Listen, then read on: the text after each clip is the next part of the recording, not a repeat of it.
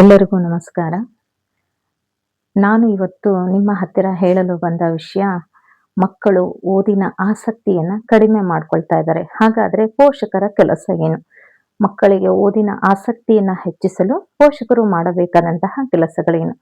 ನಿಮ್ಗೆಲ್ಲ ಗೊತ್ತೇ ಇರುತ್ತೆ, ಇತ್ತೀಚಿನ ದಿನಗಳಲ್ಲಿ ಟಿವಿ ಆಗಿರ್ಬೋದು, ಮೊಬೈಲ್ ಆಗಿರ್ಬೋದು, ಇವೆಲ್ಲವೂ ಬಂದಿದ್ರಿಂದ ಮಕ್ಕಳಿಗೆ ಆಸಕ್ತಿ ಏನಾಗ್ತಾ ಇದೆ, ಸ್ವಲ್ಪ ಮಟ್ಟಿಗೆ ಕಡಿಮೆ ಆಗ್ತಾ ಇದೆ. ಹಾಗಾಗಿ ಪೋಷಕರಾದ ನೀವು ಯಾವ ರೀತಿ ಅವರನ್ನ ವಿದ್ಯಾಭ್ಯಾಸದ ಕಡೆಗೆ ತೊಡಗಿಸಲು ಪ್ರಯತ್ನವನ್ನ ಮಾಡಬೇಕು ಅಂತಕ್ಕಂಥದ್ದು. ಮೊದಲನೇದಾಗಿ ನೀವು ದಿನನಿತ್ಯದ ಓದುವಿಕೆ, ಅಟ್ಲೀಸ್ಟ್ ಡೈಲಿ ಅವರು 15ರಿಂದ 20 ನಿಮಿಷ ಓದಲು ನೀವು ಹೇಳಬೇಕು. ಮನೆಯಲ್ಲಿರ್ತಕ್ಕಂತಹ ಪೋಷಕರು 15ರಿಂದ 20 ನಿಮಿಷ ಮಕ್ಕಳಿಗೆ ಓದಿನಲ್ಲಿ ಆಸಕ್ತಿಯನ್ನ ತುಂಬಿಸತಕ್ಕಂತಹ ಕೆಲಸವನ್ನ ಮಾಡಬೇಕು. ಎರಡನೇದಾಗಿ ಆಸಕ್ತಿಯ ಪುಸ್ತಕಗಳನ್ನ ಆಯ್ಕೆ ಮಾಡಬೇಕು. ಕೆಲವೊಂದು ಮಕ್ಕಳಿಗೆ ಮ್ಯಾಥ್ಸ್ ಇಷ್ಟ ಇರುತ್ತೆ, ಕೆಲವೊಂದು ಮಕ್ಕಳಿಗೆ ಸೈನ್ಸ್ ಇಷ್ಟ ಇರುತ್ತೆ, ಕೆಲವೊಂದು ಮಕ್ಕಳಿಗೆ ಹಿಂದಿ, ಕೆಲವೊಂದು ಮಕ್ಕಳಿಗೆ ಇಂಗ್ಲಿಷ್, ಕನ್ನಡ, ಹೀಗೆ ಹಲವಾರು ರೀತಿಯಾದಂತಹ ಸಬ್ಜೆಕ್ಟ್ಗಳಲ್ಲಿ ಅವರಿಗೆ ಇಷ್ಟ ಆಗಿರ್ತಕ್ಕಂತಹ ಸಬ್ಜೆಕ್ಟ್ ಅನ್ನ ತೆರೆದು ಓದುವಂತೆ ಮೊದಲಿಗೆ ನೀವು ಹೇಳಬೇಕು. ಮೂರನೆಯದಾಗಿ ಗಟ್ಟಿಯಾಗಿ ಓದುವಿಕೆ.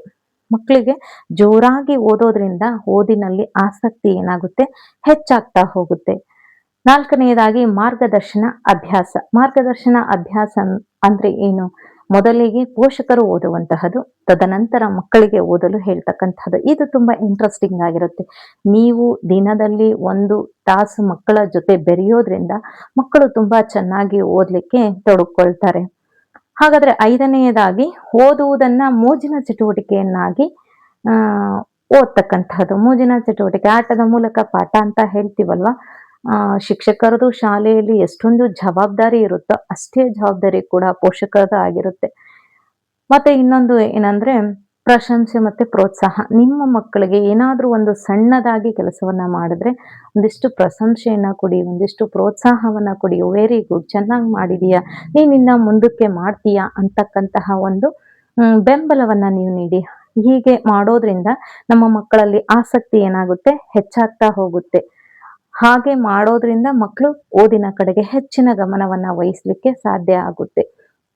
ಕಂಪ್ಯಾರನ್ನ ಮಾಡೋದನ್ನ ಬಿಡಿ ಮಕ್ಕಳ ಹತ್ತಿರ.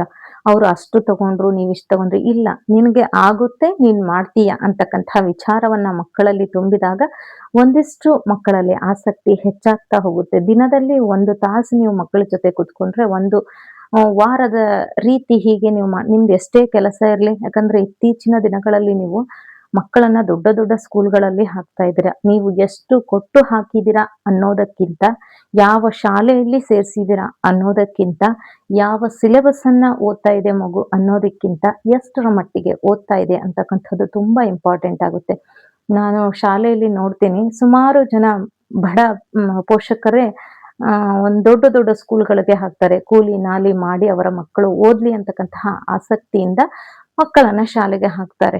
ಬಟ್ ಅಲ್ಲಿ ಒಳಗಡೆ ನಡೀತಕ್ಕಂತಹ ವಿಚಾರ, ಮಕ್ಕಳು ಏನ್ ಓದ್ತಾರೆ ಅನ್ನೋದು ಅವ್ರಿಗೆ ಅರಿವೇ ಇರೋದಿಲ್ಲ. ಹಾಗಾಗಿ ನಿಮ್ಗೆ ಓದ್ಲಿಕ್ಕೆ ಬರದೇ ಇದ್ರೂ ಪರವಾಗಿಲ್ಲ, ಪೋಷಕರು 1 ಅವರ್ ಏನ್ ಮಾಡಿ ಮಕ್ಕಳ ಜೊತೆ ಪುಸ್ತಕದ ಜೊತೆ ನೀವು ಕುತ್ಕೊಳ್ಳಿ.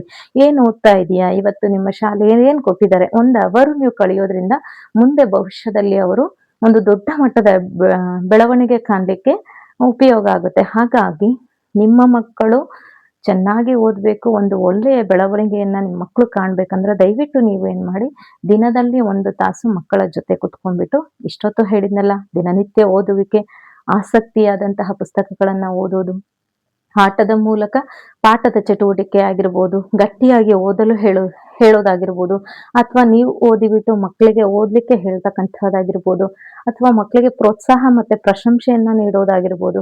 ಏನಾದ್ರೂ ಒಂದು ಚಿಕ್ಕದಾಗಿ ಮಕ್ಕಳು ಮಾಡಿದ್ರೆ, ಆ ಕೆಲಸವನ್ನ ಮಾಡಿದ್ರೆ ಒಂದಿಷ್ಟು ಗಿಫ್ಟ್ಗಳನ್ನ ಕೊಡೋದ್ರ ಮುಖಾಂತರ ಆಗಿರ್ಬೋದು, ಮಕ್ಕಳನ್ನ ಈ ರೀತಿ ಹುರಿದುಂಬಿಸಿ ಮತ್ತು ಆಸಕ್ತಿ ಮಕ್ಕಳಲ್ಲಿ ಖಂಡಿತವಾಗ್ಲೂ ಬರುತ್ತೆ. ಇದರಿಂದ ಶಿಕ್ಷಕರಿಗೂ ಕೂಡ ತುಂಬಾ ಸಹಾಯ ಆಗುತ್ತೆ.